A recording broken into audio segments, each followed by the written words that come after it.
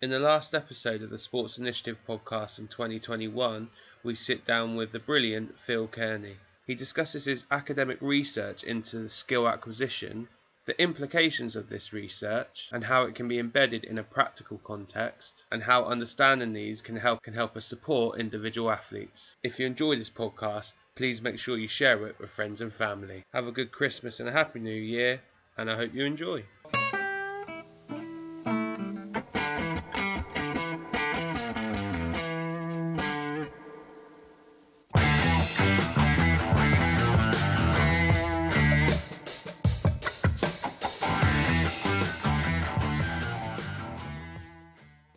So Phil, obviously we had a nice quick catch up there. It seems like all's good your end, but really appreciate you jumping on. I think this is going to be a really interesting conversation and potentially challenge some of the experiences I've had in the football world. So thank you for jumping on. No, looking forward to it very much. Really enjoy some of the things that you've been doing with the podcast. So looking forward to the conversation. Perfect. So for people that maybe don't know you, haven't come across your work, do you just want to explain kind of what your background is? In a brief summary, and then what you're currently doing at the moment. Yeah, so I might start at what I'm currently doing and work backwards a little bit. I'm course director for a Master's in Applied Sports Coaching at the University of Limerick, which is on the west coast of Ireland. My role there is primarily looking at really experienced coaches. So on average, we've got individuals with 10 to 15 years experience coming on the program. They've been through a lot of coach development through their national governing bodies.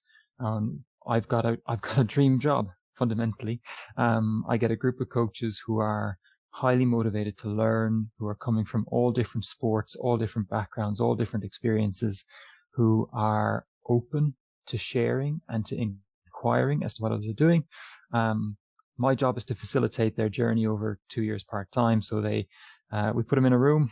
I get some sparks going and quite literally sit back from there, because the cohorts have been absolutely fantastic in terms of what they bring through. So it's a bit of a dream job. It means I have no idea what I'm going to cover, largely speaking, week by week, but it's really, really engaging. The variety is fantastic.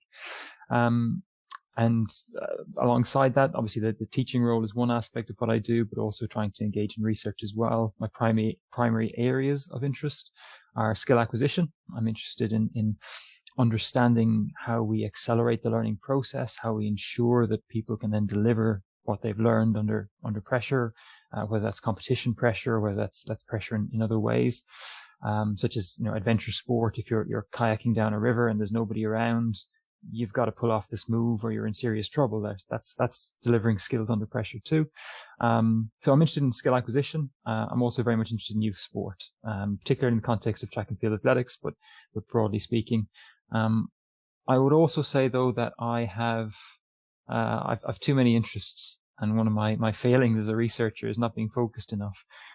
So I'm really interested in scanning in football context, be the most football related research that I've done, but I'm also interested in how do we develop more skillful learners, individuals who can make the most out of their practice environment. So lots of different topics grab my attention and draw me that way. Prior to arriving in Limerick, I was over at the University of Chichester on the south coast of England, not too far from you, for a while. There I was looking after the BSc in sports science and coaching, as it was at the time. And again, really enjoy just interacting with a whole host of different coaches, different sports over there. Prior to that, I come from an undergraduate in sports science, so I am first and foremost a scientist. First and foremost, I want to understand how stuff works. That's what really drives me. But there's a real focus on the applied aspect as well. So what is it about this knowledge and this understanding that can help coaches be better at doing what they do, so that all participants in youth sport have a better experience? So I guess that's a bit of a tour of my background. No, perfect. I think we'll touch on the course stuff with your learners a little bit later on, because I think that will be fascinating to discuss. And obviously, the listeners would have heard me say this previously. One of the reasons I started the podcast was to learn from all different sports. So imagine you're in a really fortunate position to be able to do that on a regular basis. So I guess the first question for me around the skill acquisition stuff is, what's the definition of a skill to start off with? How do we define that so we know what we're working from throughout this conversation? Yeah, it's a great place to start, and there's I think there are many different definitions of what we mean by skill. I think that the way I like to think about it is solving the problem that the situation presents. That's what we mean by a skill. It is about adapting your movements to the demands of the situation. And then if we're talking about doing that really successfully, or describing somebody who's skillful, we're talking about somebody who's doing that really effectively, really consistently in terms of getting a successful outcome every time, not necessarily consistently in terms of how they move. We're talking about somebody who's doing that kind of efficiently. There's very low risk of injury, somebody who is very adaptable. And a lot of the time when we're talking about team sports in particular, I think adaptability is one of the underrated characteristics of a skillful mover. So, I guess, skill is really, it's solving the problem the moment presents.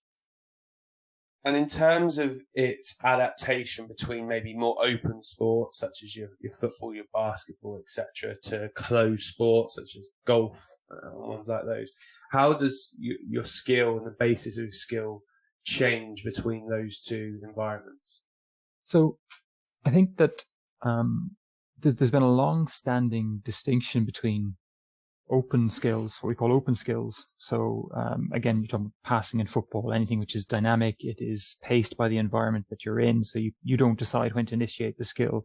You pass when your teammate is free. So those are open skills. And closed skills, so relatively few in terms of football. You could consider if a penalty taker is ignoring the goalkeeper completely, that would be a closed skill because they initiate the movement. The environment is predictable. Track and field, where I work more often, we have more closed skills. But even in that instance, you still have quite a lot of variation in terms of the movements that people make. People don't move, the highest skilled performers do not move exactly the same way every single time. In javelin throwing, for instance, there's always variability in how somebody throws the javelin trial after trial after trial.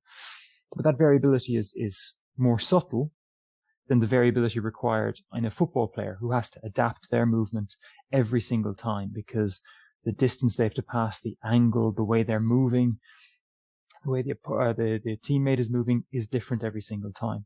So I think the distinction I'd have between the two is that the variability, the adaptations are more pronounced. They're bigger in the open skill context, but it's still really important to have that adaptability and to train adaptability in the context of closed skills as well. Perfect. So leaning on to the acquisition side or the training side, when we're looking to develop a new skill or teach someone a new skill or learn a new skill ourselves, what is the, basic premise or basic process that we're going through to try and become accomplished or semi-accomplished at that particular skill? Yeah, so there's lots of different models out there, but one I particularly like was from Anne Gentile, and she describes the first stage of learning as getting the idea of the movement. I think that's really nice. Okay, so oftentimes you're trying to puzzle out, what do I do here? If you're trying to juggle for the first time, what have I got to do? Where does the ball need to be? Where do my hands need to be? Any new skill that you're trying to learn to perform, there's an initial stage of figuring out, actually, what is it that I've got to do? You've got to form a basic coordination pattern. And that's the same whether we're talking about open skills or closed skills. It all starts in the same place, getting an idea of actually, what am I trying to achieve here? And that can be a relatively quick process in some cases. That can be a longer process for more complex skills. But I think that's a common basis regardless of what we're learning. And then we move into, for open skills, what we call diversification. So we learn to, when we are going to perform an open skill, and I'm going to use passing in football because it's the easiest one, we're going to pass in millions of different ways over the course of a lifetime playing the game. So we need to prepare to do that. And Gentile calls that diversification, learning to adapt the movement to the demands the environment presents to perform in many, many different ways. And so when we've got open skills, the learning journey goes from as soon as you have the idea of the movement, not as soon as you've got a perfected action, but as soon as you have the idea of the movement, we need to start moving into more and more and more complex situations which are requiring you to adapt in different ways. Whereas for more closed skills, we're going to narrow down the range of exploration. So we might not be exploring how to perform the skill in quite as many diverse ways, but we still need to make sure that you are learning to deliver the same result, whatever the situation, whatever the context might be. So again, in my example of track and field, an easy one to think about is, what can you deliver a shot put when the circle is dry versus when the circle is wet? What are the differences that you need to do to adapt your movement to be able to successfully deliver the action under each of those circumstances? So you got to have a range of solutions, regardless of what the skill is, whether it's a closed skill or an open skill. For more closed skills, it'll be a smaller range of solutions, but there's still a range. For open skills, you've got to have a big range of solutions. So the question is, how do we develop that range of solutions for players? So when we're looking at an initial process in terms of just figuring out what we're actually meant to do, and I think that any adult who probably has played a computer game against a kid, they'll be used to this in terms of you're dying about 20 times before figuring out what the game actually entails, and they're sitting there laughing and haven't told you how to actually play. But in terms of that initial period where you're trying to figure out what you need to do, is there a best practice in terms of environment to allow an individual to pick up the basics or get a basic understanding which can then be transferred into the process you've just discussed there? So I think your mentioning of video games is a really nice analogy, because oftentimes when we look at video games, we see some really good learning environments that are created. Environments where there's lots of failure, and that's not necessarily a problem. But I think the phrase is they fail upwards. So each time you fail, you see yourself getting a little bit closer to what you're trying to achieve.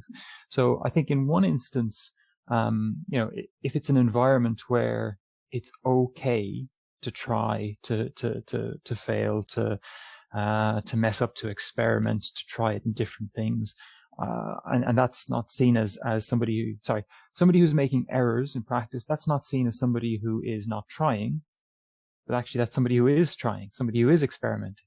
And so it's important for it to be okay to just play around. So again, how do you do that within your sessions? How do you set that out in terms of the explanation of what we're trying to do here, to giving players the space to go and experiment? So I think that's possibly the most important aspect, that when we try and learn new things, we are going to expect lots of mistakes, lots of errors, but we're going to be really encouraging about trying new things, trying different ways, and watching very closely to see our players, are they wanting to learn? So are they engrossed in the task, and are they failing upwards? And if we've got those two things, they're engrossed in the task, they're wanting to try, they are failing upwards, so they're getting closer and closer as they progress. And also something else to watch for is that they are trying different things. So, in that initial stage, I think we have a default position as human beings whereby we do the same thing over and over again, or we find one thing that works a little bit and then we stick with that. Whereas actually the learning process comes from that experimenting, from trying to do things in different ways. And so a really important part of the role of the coach is to, once you see somebody starting to stabilize what they're doing, actually give them a little bit of a prompt to keep experimenting. So in terms of that initial, I guess, coaching environment, if we take shot put as an example, because I know you've worked in track and field, I'm guessing you wouldn't necessarily put them straight away into the circle with the set parameters of you have to throw within this area and we're looking for this distance. I'd imagine you're going to start in a very basic and very wide ranging environment for them to just develop that skill. So are you looking to isolate the skill initially to begin with and just allow them the opportunity to explore in a maybe unopposed or less pressurized environment to then ramp up? Or can you put a skill they're trying to develop in a chaotic and challenging environment at the same time? So people have, there are approaches where people have tried both ways for a long time. I think it's one of the issues if you go straight to isolating the skill. And I'll actually tell a little bit of a story of it was a session I watched. It was at Chichester. There were coaches delivering. The student coaches would coach each other on a skill that they were unfamiliar with, a sport they were unfamiliar with. And the way it worked was that the participants would have to, the coach would have to coach a brand new skill. The sport was handball, Olympic handball, and so he was coaching throwing. And so he broke it down to the basic arm movements. They were standing still. They were throwing one to the other. And then he spent about 20 minutes gradually working upwards and upwards and upwards closer to the full skill. And then at the end, he gave them a 5-minute game. And my question for the coach when we did our debrief afterwards was, okay, how well could they throw at the start of the session? He said, how do you mean? He said, well, you made the assumption that they couldn't throw, and you jumped straight into teaching them the most basic isolated action. What if they could all throw relatively well? Have you just wasted the first 20 minutes of your session? So one of the advantages we have for actually let's throw into the deep end and let's try it out in the whole messy, chaotic situation. Actually, we get an initial perspective, an initial view as to, okay, what is it that our learners can currently do? What's their current level? And let's be more efficient in our practice by starting with where they currently are, and let's push the next little bit up. So that's one consideration that you have. You've got to start with where our learners are, and we need to work from there. A second consideration is that there are very few kids who want to do the most basic shot put or javelin throwing drills. You've got a big spear, you want to throw it as far as possible down the field.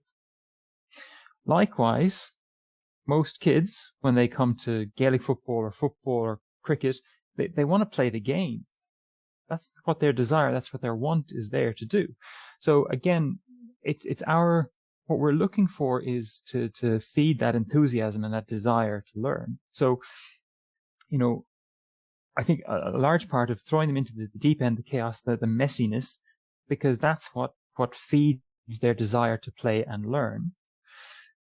If you want, and if you think as a coach that they need to actually work on some more specific aspects because they need to understand what they're doing, they need to take a step back in a shot put example. I'm watching them throw the shot, and I'm watching them actually throw the shot as opposed to put the shot. Throwing the shot means you're throwing it like you would throw a tennis ball, and a shot put's a hell of a lot heavier than a tennis ball, so that's dangerous for your elbow. So that's something as a coach that I've got to step in and stop. Okay, how do I raise their awareness of what's happening there? Well, there I might need to go in and do some more isolated work to raise their awareness of what the issue is. And once I've raised their awareness, once they've gotten the idea of what they are trying to do and what they can't do for safety reasons, then we can move them back up towards a more full action. I kind of wandered a little bit there in my answer, but does that make sense in terms of what I'm trying to say is what kind of things you're watching out for? Yeah, no, 100%. I guess my question is off the back of that. If you've got an individual who maybe is finding the chaotic environment very difficult because of was it the upskill that you mentioned earlier, where maybe the level of challenge for them at the moment is very, very high, and they're not getting an opportunity to do the, I don't know, particular technique. So, it might be a grubber kick in rugby, or it might be a particular handoff, or particular beat the man move in football. How do you go around as a coach creating the environment where they maybe get a little bit of success so that they continue to want to strive to get better at that skill? Whereas if you just leave them to drown in the deep end, if you like, they might get to a point and go, I'm not learning this skill because every time I try it, I lose it or I get tackled or whatever that looks like. Great question. So the first thing I will say is that got to double check that they are drowning. Because one of the big things I see a lot of the time with coaches, and especially coaches who are intervening in these environments, think, I need to pull this individual out so that they can work on this on their own a little bit. And they'll say, right, this is what you need to do. Well, hang on a second. Let's just work through this step by step. Does the player know what the problem is? Actually, let me try and do this in a really specific example. So we've got a position in Gaelic football. You're the cornerback. You're generally trying to mark a corner forward who's up against you. Corner forwards are nasty people. They're small, they're quick, they're nippy, they'll turn you inside out. Horrible job trying to keep track of these individuals. Let's say you've got your cornerback, or you're coaching your cornerback, and the cornerback, say twice in a row now, the corner forward has made a run forward and then doubled back and gotten in behind your cornerback, and the ball goes over the top, they're in on goal. That's a situation you don't want. So coach then goes, right, okay, come here, cornerback. What you need to do here, Michael, is you need to have a bit more distance between yourself and the corner forward so that you can catch him if he doubles back and you can maintain that space. Stop. You're making so many assumptions here. Right. First off, what does the player think is happening? What does the player know about what's happening in this situation? Is it the player? We've got to be very careful anytime we give feedback to players that we're giving feedback that is adding to what they know and is addressing what they need to know, and not just giving them redundant feedback. Because they might go, well, I know that's where I should be, but I'm really concerned because I'm watching this other player running forward, and I know if I let the corner forward stay ahead of me a couple of yards, he's going to get a ball in front and he'll offload to that player running through, and I can't stop that at all. So the cornerback has got a situation in mind that he's reading, he's seeing something happening, and he's trying to respond and adapt to that situation. And you need to understand, what is the player seeing? Why is the player doing what they're doing? What is the player thinking? Before you step in and you try and intervene with a particular solution. You may have a player who goes, yep, this is what's happening. This is what I need to do to fix it. Just give me a few more minutes. I'm confident I can do it. I know what I'm doing. I know what I have to do. It's just not working out right now. Perfect. Keep going as you are. Whereas if you've got a player who goes, something's going wrong and I don't know how to fix it, okay, that's when you as a coach need to step in. And so the really interesting thing for me becomes, how do you work out, and really good coaches, they've got this really nice communication system set up with players, so players can go, thumbs up, I'm good, I know, I'm working on it, I can solve this. Or, no, actually, I'm a bit lost here, I need a bit of help with this one. Or, I need a bit more time here. Does that make sense? Yeah, no, it does. And I guess my next question off the back of that is, how do you challenge individuals maybe to give a skill a go or try a skill that they're maybe uncomfortable with, or that they haven't previously seen a lot of success with in that environment? So you might have one defender that loves sitting back because he likes having play right in front of him. So he goes, I don't want to engage because having the play in front of me, I'm very, very comfortable with.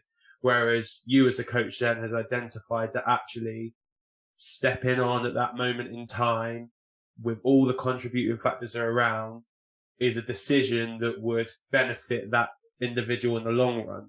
How do you go around, I guess, squeezing that little bit of enthusiasm or whatnot out of the player to give that skill a go, even though they may be hiding from it because it's not something they've traditionally received success from or are comfortable doing. Yeah, and hiding from it's a great phrase, because again, that's definitely something that you'll notice. And again, this is the joy of coaching is something where there's many different solutions, and so you need to be aware of what's the appropriate solution to come up with in this instance.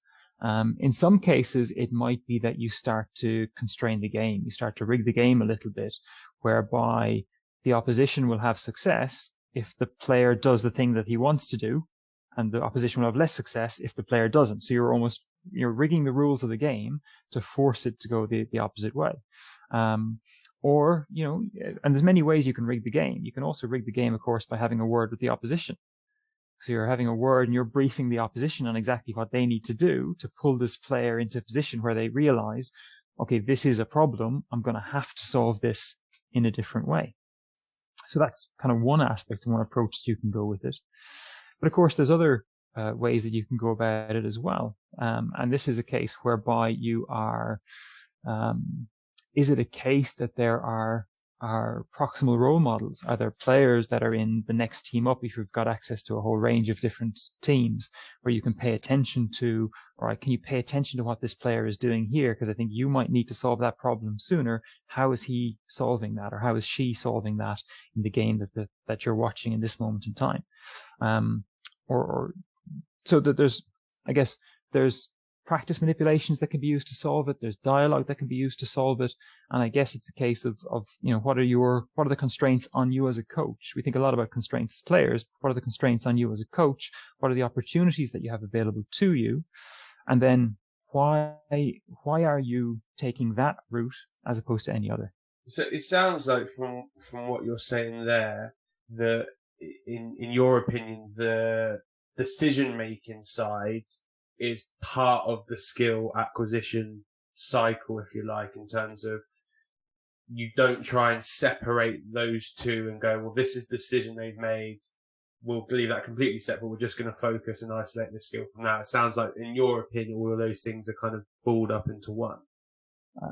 Absolutely. And I think it's again, that there's been some, I think, misconceptions about skill acquisition over the years. So one of the misconceptions is skill acquisition is a means to help you get better technique, whereas actually there's a whole body of skill acquisition research which is around decision making, and ways to accelerate players' decision making, ways to accelerate players' anticipation. So there's a whole body of skill acquisition research that just isn't tapped into as much as it could be. So that's one aspect. Second aspect, do I see the two of these as being integrated in together, that they're combined? You don't separate the movement from the decision? Absolutely. And again, I think this is something which is the case regardless of what theoretical approach that you take to skill acquisition. I think that there are many misconceptions about the theories underpinning skill acquisition. And when you compare one theory to another, oftentimes what you find is people simplify the theory that they're comparing.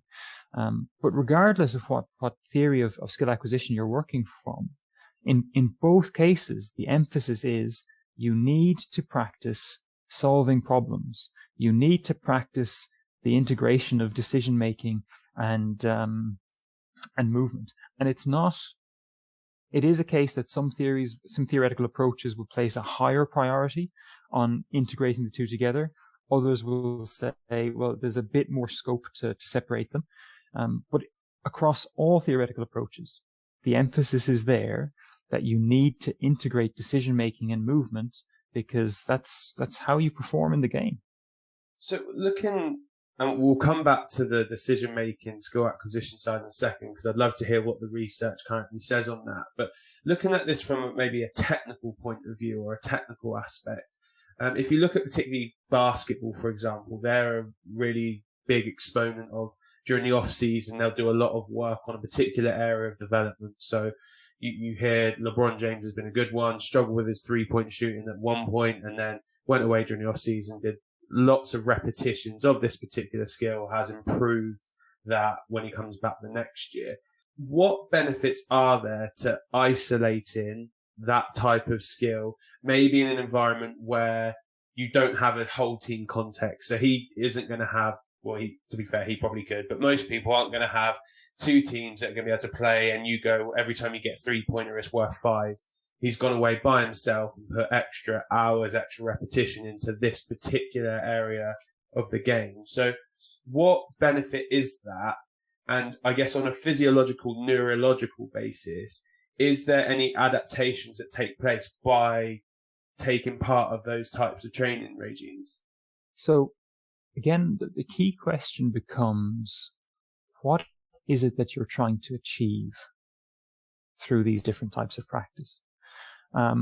And going back to Gentile, who mentioned at the start, and getting the idea of the movement. So again, when you're starting out, isolating and repetition, which is there to raise your awareness. Oh, this is what happens.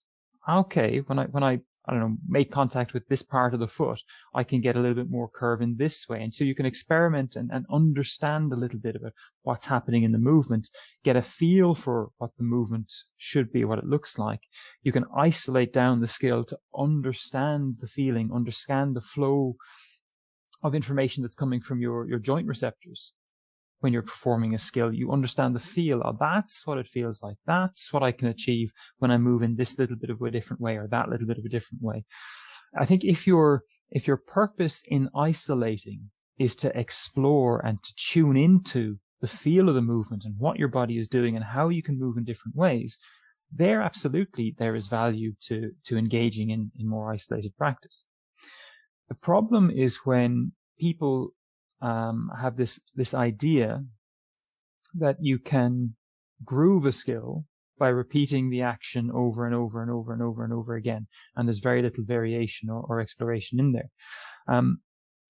Grooving as a concept, I don't know where all of the origins of this came from, but one of the origin stories, which I like a lot, for grooving a skill, comes from the experiments that Pavlov did with dogs.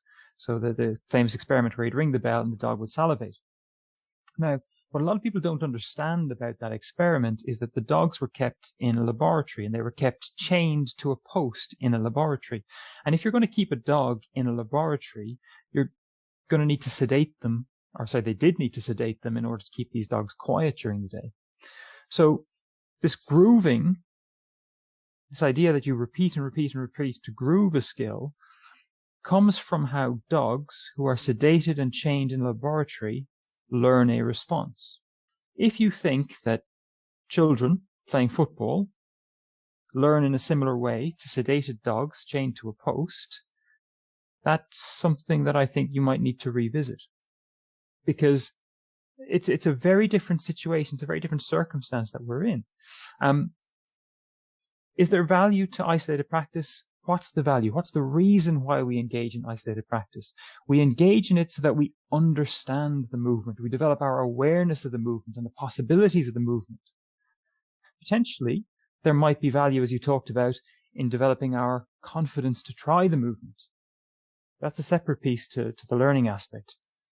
But once we've developed an awareness of the movement, once we've developed a familiarity with what we're trying to do, oh, that's what I can do, the isolated practice has served its purpose.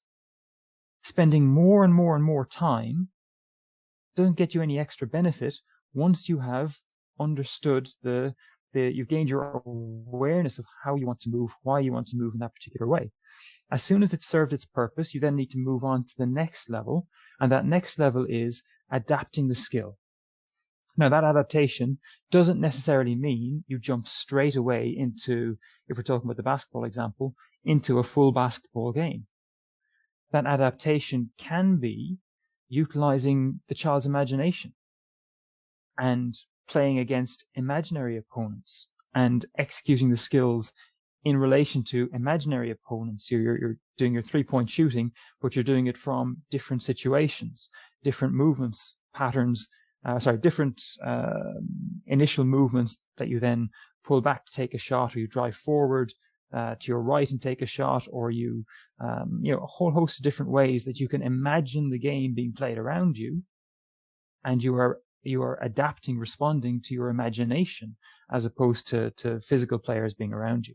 And I think the imagination of players is really underutilized as a way of engaging in practice. One of the Nevilles, there was a really lovely research paper published where he talked about the role of imagination in his preparation for games as a professional player. It was by Horrocks and colleagues. And I think that idea about how can we better use imagination is one that's lost an awful lot. But I think coming back to the base point, the isolated practice serves a purpose. The purpose is to gain that understanding of what you're trying to do, an awareness of how the movement should be, maybe a little bit of confidence in the movement.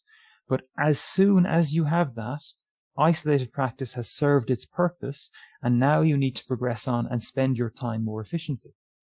Just because professional players spend an awful lot of time doing something doesn't mean it's the right thing to do. For a long time, doctors and surgeons spent a lot of time bleeding patients.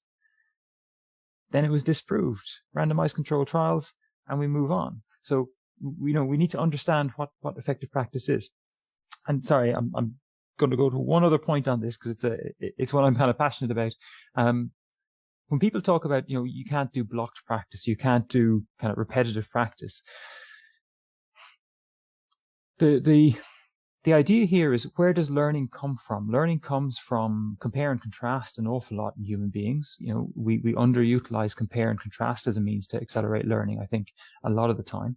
But also, blocked practice isn't necessarily bad in and of itself. So blocked practice is where you would execute a skill over and over again for a series of trials, then move on to the next skill for a series of trials, and then on to the next one. So each skill is practiced in a block. The reason why block practice is sometimes found to be poor for learning is that learners can disengage. Learners can switch off because they're not being challenged, because they're not being forced to adapt is one way you could think about it in terms of the practice. But they're switching off and they're just going through the motions as they practice. If you have individuals who are engaging in the same practice over and over again, so we'll take 3-point shooting, but you are doing something to make it really engaging. You are doing something to get them really challenged. So, okay, every time you execute your 3-point shot, I want you to execute it in a slightly different way. You can never repeat exactly the same movement, the same one. Well, now we're doing the same shot over and over again, but our learner isn't able to switch off. They aren't able to just go through the motions. If you can get a learner to be engaged in the task, to be challenged, to adapt it, even in subtle ways every single time, that's a method that is likely to enhance learning. Anything that we see going through the motions, especially repeating over and over again just to groove a skill, there we're likely to see much less effective learning.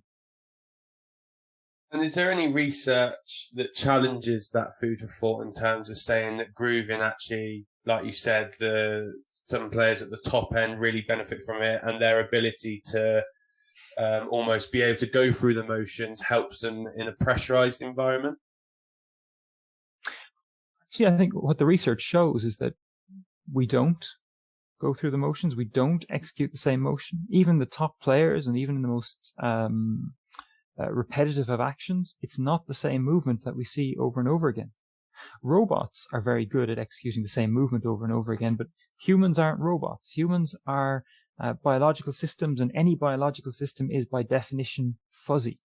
When your muscles contract twice, it won't be the exact same muscle fibers that contract. It won't be the same initial conditions. The movement that you produce will be different.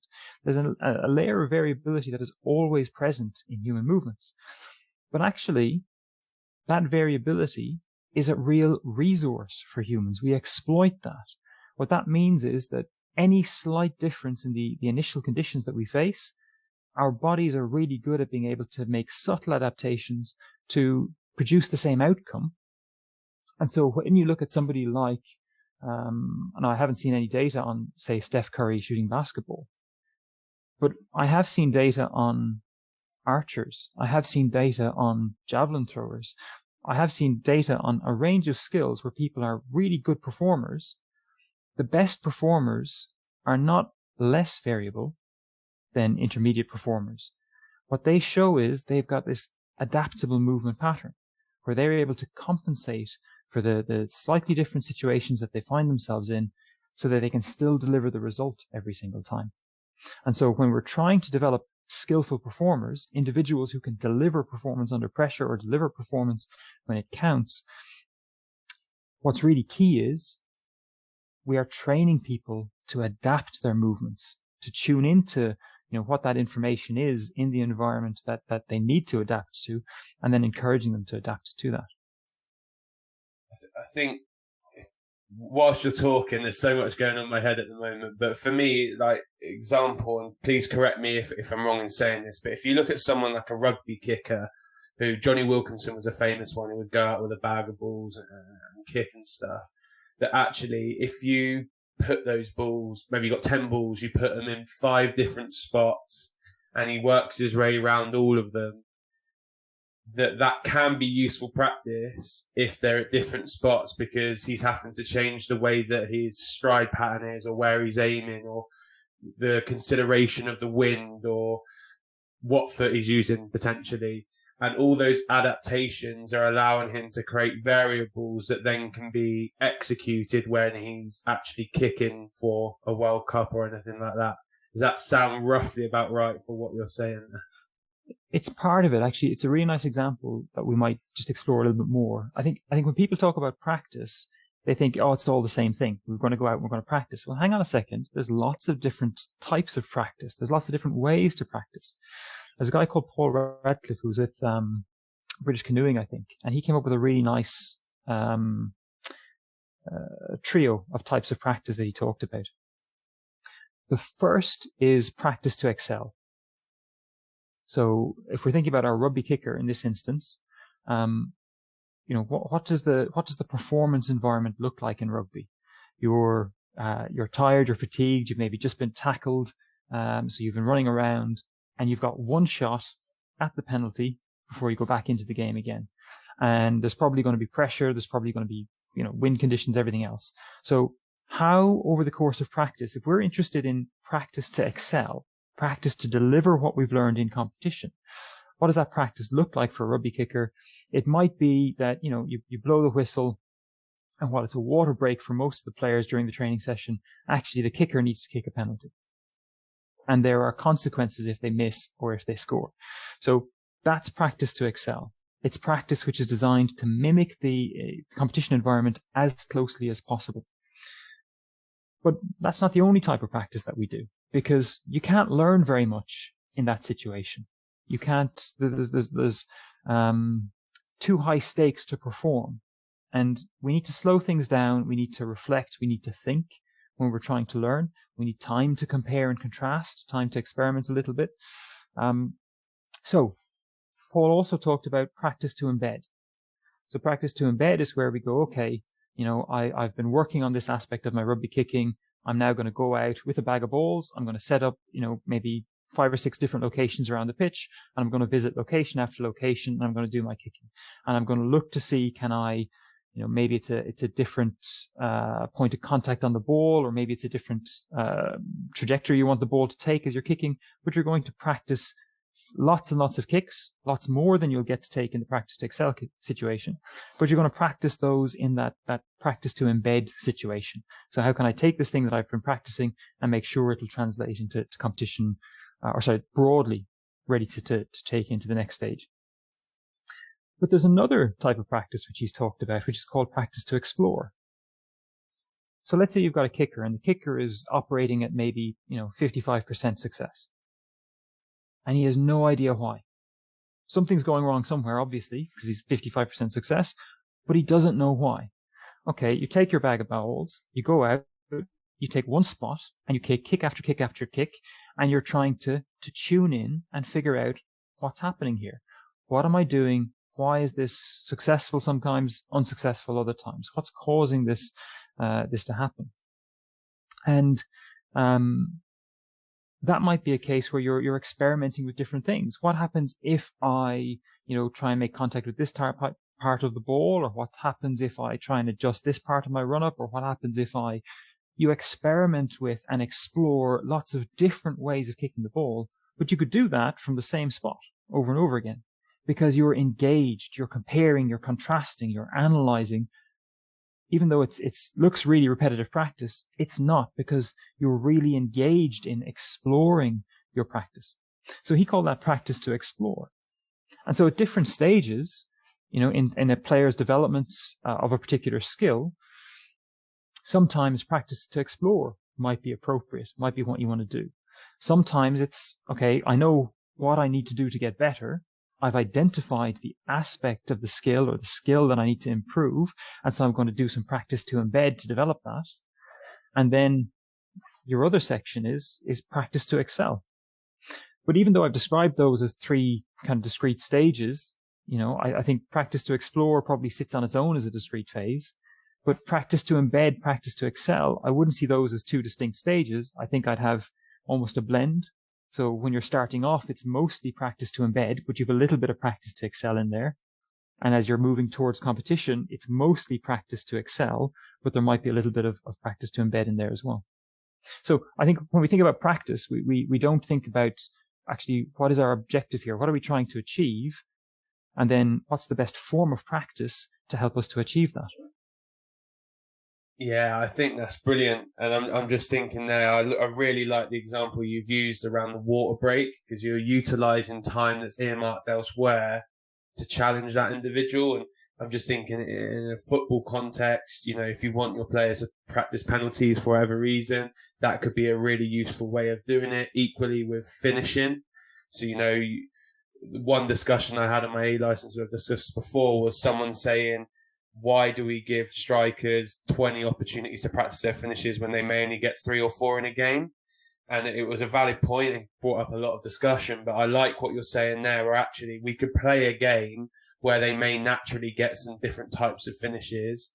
But in between sets and reps, we might say, right, the 2 strikers for both teams, you've got an opportunity to get an extra goal for your team by completing this type of embedded practice. And it's a really good way of fluctuating between the 2 types of practice within a session where you can support players on their development areas or super strengths, etc. Yeah, and again, there's a couple of different ways you could do that. It doesn't say for the rugby kicker, it doesn't just have to be on the water break, because there will be times in the game where the out half is down injured, or the out half has been pulled into a ruck, so the team has to adapt because they're still playing, even though the out half isn't there. So, you could use it to pull the out half out. The out half has to take their kick while the game still goes on, and the other players have to adapt to that. So that's kind of all part of it. But equally, as you're talking about, we're going to sometimes there is a need for a type of practice where the player gets to take 20 shots. Sometimes it's more appropriate that they get 3 shots, and let's see if you can deliver. And what is that? You've got 3 shots. Let's see if you can deliver. It doesn't have to be a very highly constrained situation. If you put a striker in a situation where it's a 3-on-1, the striker is going to get a shot on goal, but you've got your running tally. By the way, over the course of today's session, we're going to give you 3 3-on-1s. Let's see how many you can convert.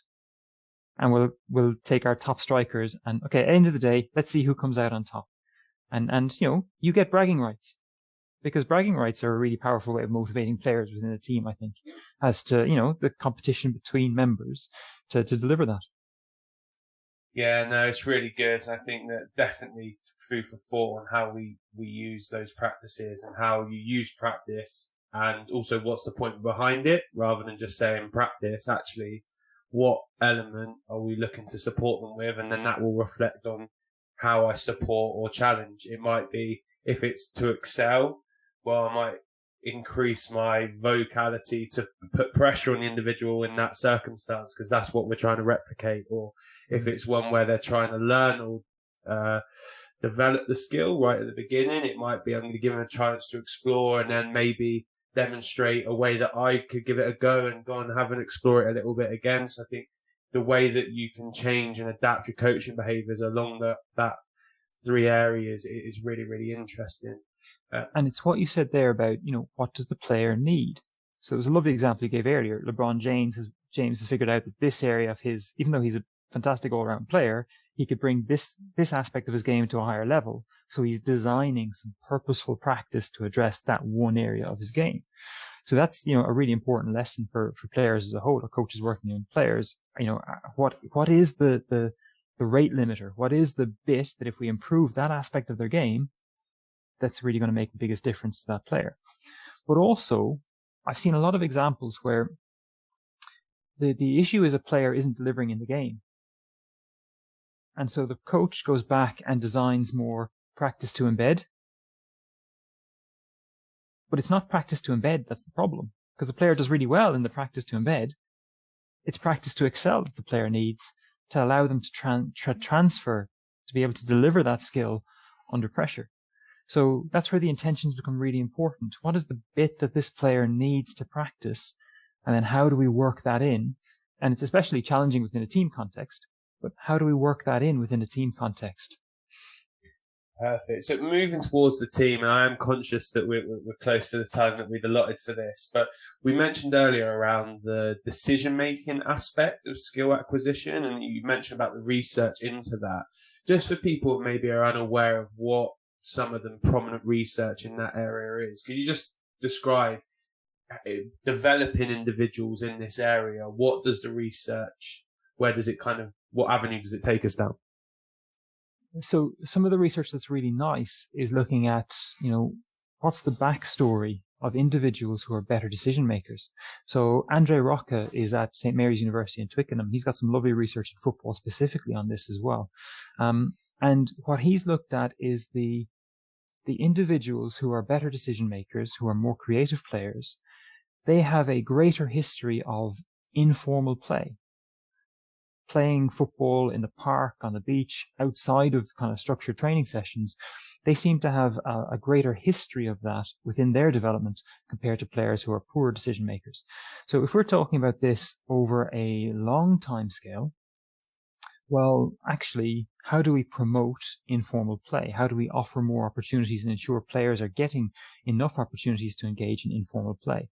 And we have seen lots of examples where organized sessions now include a greater amount of informal play, but I think there's scope for exploiting and developing that even further in a number of ways. So that's one kind of aspect that we've got. Over a shorter term period, I think that there's some really nice research that, again, Andre has done looking at what are called talk aloud protocols. So getting players to respond to what they're seeing and why they're seeing it within game situations using videos to do this. And this has been mostly used as a diagnostic tool to understand the differences between skilled and less skilled players in terms of, what are they seeing, what are they predicting. But I think there's also scope for this to be used as a development tool as well. So in terms of raising players' awareness of the where they need to be paying attention to in game context and how they need to respond and what their options are. Now, the suggestion here isn't that, video based and talking and verbal reports about what you see in the videos and what you're predicting, that on its own will enhance your performance on the pitch. The point I'm making is that kind of engagement raises your awareness or directs your attention towards maybe key sources of information when you go back onto the pitch. And so it's there to prime you as to where to look and what to think about when you're on the pitch itself. And then there's a whole series of work as well, which looks at various aspects of video-based training as well, and looks at how some of these aspects of video-based training might be used to enhance player decision-making also. So I think, as I said, the really nice introduction to this research, a really accessible introduction to this research comes from Mark Williams' book, The Best. It's definitely worth checking out. Perfect. I think you've given myself and anyone listening really good sound bites to go away and kind of do a little bit of research ourselves. So I am conscious this is around the time that we set. So one last question for me, which is who's, I guess, the most impressive practitioner or other researcher that's been in this area with you, and why? I'm gonna go with a very niche option. So hurling is one of the Gaelic games that gets played, and I've had a real pleasure of supervising now Dr. Paul Kearney, as he's completed his PhD in this area. Paul's work has been looking at game-based approaches within Gaelic games, and just the level of detail, the level of thought in terms of his planning processes. And, I as soon as I got an insight into what he was doing and how he was planning, I made sure I brought him straight into the coaching masters to deliver sessions on this, because he's the finest planner that I have come across. And I think his incredible success in the game is in large part due to the depth and sophistication of his planning processes. And I think that that for me is a real important aspect when we're looking for really good practitioners. It's care and attention to detail in the planning, not just of the activities and the sequence of activities and the dialogue and questioning and interactions, but that all of that is underpinned by a really sound understanding of some pedagogy, so something that you are following as a template and as a guide. And so Paul has certainly been perhaps not somebody who will be known more broadly, but certainly within Ireland would be an outstanding practitioner. Perfect. Listen, Phil, really appreciate your time, a great conversation, and hopefully at some point in the future we can catch up again, because I know we haven't even touched on half the stuff we discussed prior to this. So yeah, really appreciate your time and catch up with you soon. Thanks very much.